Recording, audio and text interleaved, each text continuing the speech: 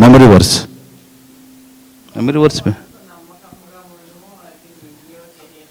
ఎవరు చదవట్లే.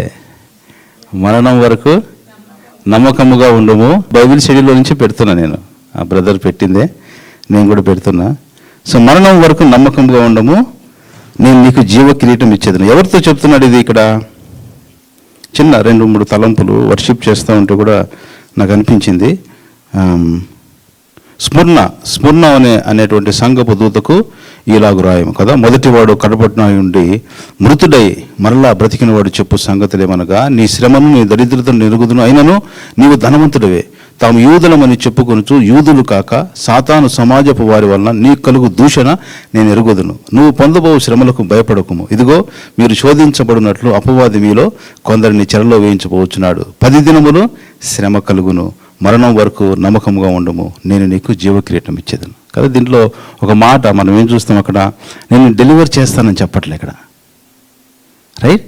నీకు 10 దినములు శోధన వస్తుంది, శ్రమ వస్తుంది, కానీ ఒక్కటి అడుగుతున్నాడు దేవుడు, నమ్మకముగా ఉండుము. నమ్మకం కదా. అందుకోసం మనం ఆయన కూడా మొదటి అధ్యాయంలో కూడా చూస్తే ప్రభువైన యేసుక్రీస్తుకున్న ఇంకొక పేరేంటో తెలుసా? ప్రభువైన యేసుక్రీస్తుకున్నటువంటి చాలా పేర్లు ఉన్నాయి ఆయనకి. 5వ వచనం 1వ ప్రకటన గ్రంథం 1వ అధ్యాయం 5వ వచనం ఎవరైనా చదువుతారా? నమ్మకమైన సాక్షియు, మృతుల్లో ఉండి ఆది సంపూతుడుగా లేచినటువంటి వాడును. చూసారా? అంటే మృతులుగా లేచిన వాడు కంటే ముందు ఆయన మృతులుగా లేచాడు, మనకు తెలుసు కదా. అందుకొరకు మనం అందరూ ఇక్కడ కూడుకున్నాం. మన విశ్వాసానికి ప్రాధాన్యత, ప్రాముఖ్యము, బేస్ అంతా కూడా అదే. కానీ ఆయన ముందు ఆయనకున్నటువంటి రోల్ ఏంటి తెలుసా? ఆయనకున్నటువంటి ఏమంటారు దాని క్వాలిఫికేషన్, లేకపోతే దేవుడు చూసేటువంటిది ఏంటి? తన కుమారుడిలో నమ్మకమైన సాక్షి, నమ్మకత్వం. చాలా ప్రాముఖ్యమైనది ఏంటంటే మన జీవితంలో ఏంటి? నమ్మకత్వము. ప్రభు ఆ ఉపమానంలో కూడా 2 దినారాలు 5 దినారాలు 5 తలాంతులు ఉన్నాయి కదా. ప్రభు తిరిగి వచ్చినప్పుడు వారికి పిలిచేటువంటి పేరేంటి? ఎవరైతే ఉపయోగించుకుంటారో, ఎవరైతే దాన్ని వ్యాపారం చేసుకుని దాన్ని అభివృద్ధి చేసుకుంటారో వారిని ఏమని పిలుస్తాడు దేవుడు? బలా నమ్మకమైన మంచి దాసుడా కదా. నువ్వు చాలా సంపాదించావు, నువ్వు చాలా పెద్ద పెద్ద గొప్ప కార్యాలు చేసావు, అది కాదు. దేవునికి కావాల్సింది ఏంటంటే నమ్మకత్వము. మనకిచ్చిన రోల్లో మనం ఎలా ఉన్నాము అంటే ఏంటి? నమ్మకంగా ఉంటే ఆటోమేటిక్గా డెలివరెన్స్ వస్తుంది. That is what it is. ఇక్కడ 10 దినములు నీకు శ్రమ కలుగును, కానీ నమ్మకంగా నువ్వు ఉండు. నమ్మకత్వంలో డెలివరెన్స్ ఆటోమేటిక్గా ఇంక్లూడ్ అయి ఉంటుంది. ఎందుకంటే ఆయన నమ్మకమైనటువంటి సాక్షి. ఇందాక కూడా లక్కీ చెప్తున్నాడు ఏమన్నా వాక్యము, 1వ యోహాను 1 ఏంటైనా ఆయన ప్రధానము కదా. ఆయన లేనిది ఎప్పుడు మనకు చెప్పడండి ఆయన, అది మనం గుర్తుపెట్టుకోవాలి. ఆయన లేనిది ఆయన ఎప్పుడు చెప్పడు. 1వ యోహాను 1:9 ఈరోజు లక్కీ చెప్పిన వాక్యం ఏంటది? మన పాపములను మనం ఒప్పుకునే ఎడ్ల ఆయన నమ్మదగినవాడు. ఆయన ఏంటి?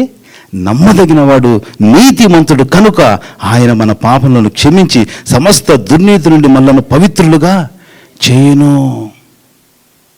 యు సీ ద నమ్మకత్వానికి ఉన్నటువంటి వాల్యూ. అందుకోసం చూడండి, మనం నమ్మకంగా చేయాలంటే ఇట్స్ నాట్ ఈజీ. ఏదైనా ఒక టాస్క్ తీసుకోండి, వెంటనే శోధన వస్తుంది. ఎందుకు? ఫర్ ఎగ్జాంపుల్ సండే, నేను ఎవ్రీ సండే చర్చికి రావాలి అనుకోండి, నెక్స్ట్ సండేనే వస్తుంది శోధన. మీకు రాలేరు, మీరు ప్రార్థనలో ఏకీభవించాలి, ప్రార్థనలో జాయిన్ అవ్వాలి, ఆ వెంటనే వస్తుంది శోధన. అపవాది రెండు చేయనివ్వదు. ఏంటి? సంఘంగా కూడుకోవటం, కలిసి ఆరాధించడం చేయనివ్వదు. రెండవది నమ్మకంగా నువ్వు పనిచేయాలంటే కూడా చేయనివ్వదు. కానీ దీనికి ఏం కావాలి? అందుకోసమే ఎక్కడైనా సరే దేవుని ఆజ్ఞలు ఉంటే నేను చాలా అఫెండ్ అయ్యేవాడిని. ఏంది ఎప్పుడు చూసిన ఆజ్ఞలు ఎక్కడ అని. కానీ తర్వాత తెలుసుకున్నది ఏంటంటే, ఎక్కడైతే కఠినమైన ఆజ్ఞ ఉంటే అక్కడ ఎక్కువ హెల్ప్ దొరుకుద్ది మనకి. మనం అది గుర్తించాలి. దేవుడు ఈ పని నువ్వు చేయండి, సహోదరులను ప్రేమించు అని చెప్తున్నంటే దాని అర్థం ఏంటి? బాబు నువ్వు ప్రేమించాలని హృదయం అంటే నేను ఎంతైనా హెల్ప్ చేస్తాను నీకు. నమ్మకంగా ఉండు అని స్మరణకి చెప్తున్నంటే దాని అర్థం ఏంటి? నువ్వు నమ్మకంగా పట్టుకో, నేను ఎంతైనా నీకు హెల్ప్ చేస్తాను నీకు కదా. మన జీవితాల్లో దేవుడు ఆయన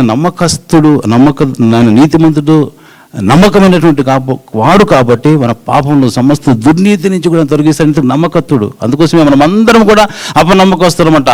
ఆయన మాత్రం నమ్మకమైన వాడు అంటాడు కదా పౌలు భక్తుడు కదా. మనకి పిలిచినటువంటి పిలుపు అది ఏదైనప్పటికీ సరే, దాంట్లో మనకి ఎంత నమ్మకంగా ఉన్నాం, ఒక భర్తగా, లేకపోతే మనం ఒక వర్కర్గా, లేకపోతే ఒక బిలీవర్గా, లేకపోతే ఒక ప్రత్యేకమైన పిలుపుతో దేవుడు మనకిచ్చిన తలాంతుల్లో దాంట్లో నమ్మకత్వంగా ఎలా ఉన్నాం. ఆ నమ్మకత్వంలో ఏముంది? డెలివరెన్స్ ఉంటుంది. ఈ స్ఫుర్ణకు అదే చెప్తున్నాడు, నువ్వు నమ్మకంగా ఉండు. హయ్యెస్ట్ చూపిస్తున్నాడు. ఇంకా అంటే దాని లేటి ఇంకా జీవక్రియ, ఇంకా దానికి మించింది లేదు కదా. పౌలు కూడా అదే అంటాడు. ఏమంటాడు? నా విశ్వాస సంబంధమైన పోరాటం, మంచి పోరాటం పోరాడితిని, నా కడుపు పరుగు అంటే నమ్మకంగా జీవించాడు ఆయన. తనకు పిలుపుకి ఏమంటున్నాడు అప్పుడు? నా కొరకై నీతి కిరీటం ఉంచబడి ఉన్నది. It was there. సో మన వాల్యూ సిస్టమ్ ఏంటంటే, వాల్యూ సిస్టంలో ప్రధానమైనది ఏంటంటే, మనం చాలా ఈజీగా తీసుకుంటాం. చేయలేకపోయినలే, చూడలేకపోయినలే, ప్రార్థించలేకపోయినలే, అరే నేను వాక్యం చదువుకోలేకపోయానే. అఫ్ కోర్స్ రీజన్స్ ఉండొచ్చు, but how we take it forward. దేవా నేను చేయలేకపోతున్నాను, ఇది నాకు సహాయం చేయి. I really want to be faithful to you Lord. I really want to be loyal to you lord.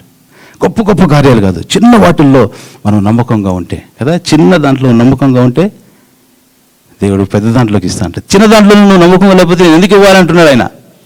ఎందుకు ఇవ్వాలి మనకి కదా. సో నమ్మకత్వం is so important, critical that we could learn. ఈరోజు ప్రభువుని సెలవు వైపు చూస్తూ కూడా మనం నేర్చుకోవాల్సింది ఏంటంటే, నమ్మకంగా ఆయన మన కొరకు తన ప్రాణాన్ని అర్పించాడు.